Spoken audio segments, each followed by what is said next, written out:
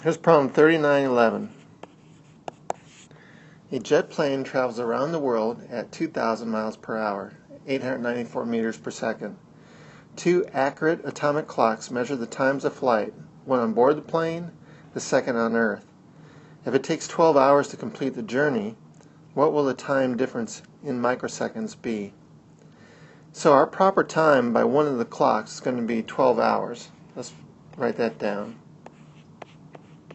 Proper time given by whoever has the clock will be 12 hours, and that will be equal to 12 times 3,600 seconds, which is going to be 43,200 seconds. That's the proper time by whoever has the clock, and in this case it's not going to matter who has the clock and who doesn't, because we just want to find the time difference between the two times. Whoever doesn't have the clock is going to measure a dilated time equal to gamma times the proper time. And gamma, in this case, is equal to 1 over 1 minus beta, the velocity divided by c, squared, all that, square root, which we can write as 1 minus the velocity of the plane divided by c, the relative velocity between two frames, squared, all this to the negative 1/2 power. Now, the velocity divided by c is going to be a very small number. So we're going to have essentially 1 plus x.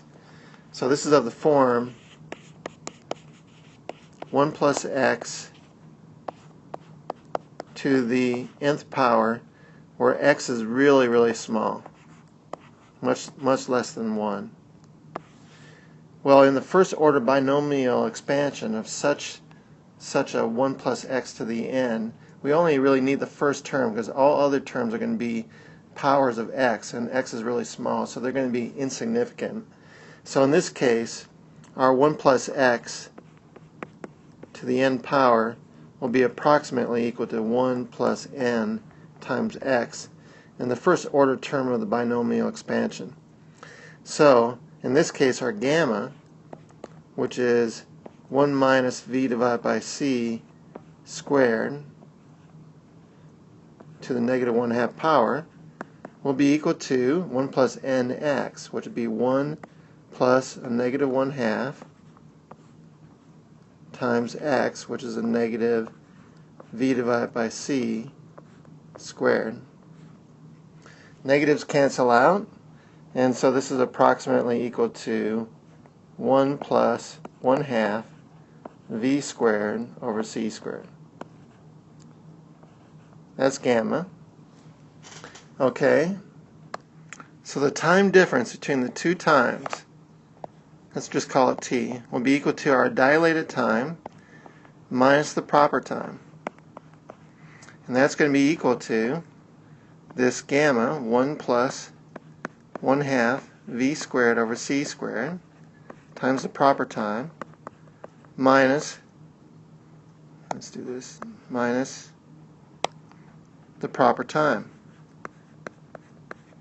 Well, if we factor out the proper time, this is going to be equal to the proper time times 1 plus 1/2 v squared over c squared minus 1.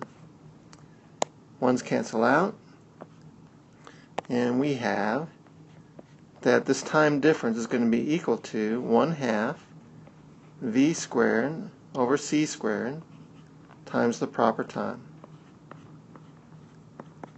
And that's going to be 1/2 times 894 squared over c squared, 3 times 10 to the 8 squared, times the proper time, which is 43,200 seconds. And what does that give us?